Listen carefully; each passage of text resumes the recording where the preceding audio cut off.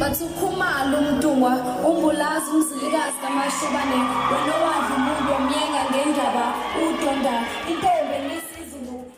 Udalula imfihlo yesikhwama esiphuzi oyindodana kaMtshengiseni indidane egcwense engasekho emhlabeni eyayaziwa ngokulengisa isikhwama kuyona yonke indawo. Bafethu ake nginibingelele ngiphinde futhi nginamukele kule channel ehamba phambili inkezo. Mina ngimfeze kuNtuthu ngakhumalo bathi ilaspo namakumete mhlabe emakuthi usemusha lekhanzo ucela ukuthi uqinisekise ukuthi uyasubscribe, ungakhohlwa ukucomment nokulike kanjalo futhi nokushare okuyikhona okukhulu kunakho konke. Usipesihle iThole leNdidane egcwense uthi lesikhwama esasiphathwa nguyise singesezinhlanhla okusho lokhu nje engxoxweni abe naye nelanga lapha njengoba ebonakala esigaxile ngesonto entatha kusa emcimbini weMpucuzeko kuMaskandi Festival kuseMoses Mabhida Stadium eThekwini. Kudonsa amehlo abaningi ukubonakala kwakhe sebuyise lesi sikhwama emuva ukubuyise ashona ngomhla ka-27 kuJulayi ngonyaka ka-2015. Uthe lokhu akwenzile kuwuphawu lokuthatha kwakhe ikhwama ngokusemthethweni njengoba esehola phambili iqembu likayise amageza amahle. Iqembu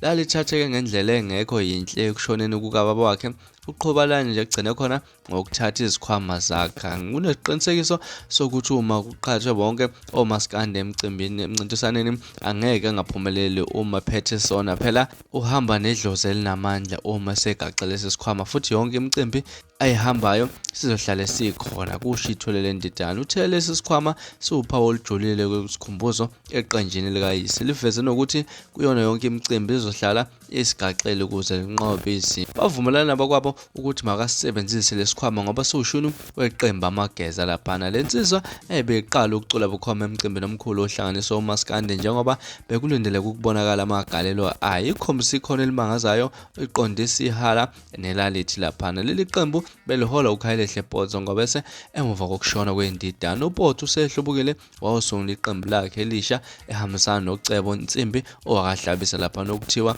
amavikela mboso naye ohlubuke nabanye abalandeli kuleli qembu lamageza amahle. uPotso uthe ekushiyeni kwakhe amageza akukho kuyimpi phakathi kwakhe nomndeni wakwaGcwensa kodwa konke kwenzeka ngendlela efanele. Umndeni wakhona ekwagcwensa laphana nezinduna zabalandeli beqembu leNdidane bavumelene nawo ngokushiya kwabo eqenjini. Ayikho impi ekhona laphana, bahlubeke ngoba befuna ukwenza okwabo ngoba izinto zabantu awukwazi nokuthatha izinqumo ozithandayo kuzona kusho uPotso. Umqhudelane wabalandeli ekwesekweni kwabo usuphakathi kwamageza namavikela mboso. Ngenzeka ukuthi iphawule kanjalo lapha iThole leNdidane mayelana nesikhwama esasiphatha nguyise lapha. Nakhona nomunye umbuzo ekade ngibhekile lapha ukuthi mhlawumbe uzoba khona othi yini esesikhwameni seNdidane lapha kulesi sikhwama, mhlawumbe belizochaza iThole kodwa nje sithemba ukuthi esince isikhathi sihamba futhi sizotholakala ithuba lokuthi uphenduleke umbuzo ocishe ufanele lona. Ngazizwa ukuthi izona ezihamba phambili namhlanje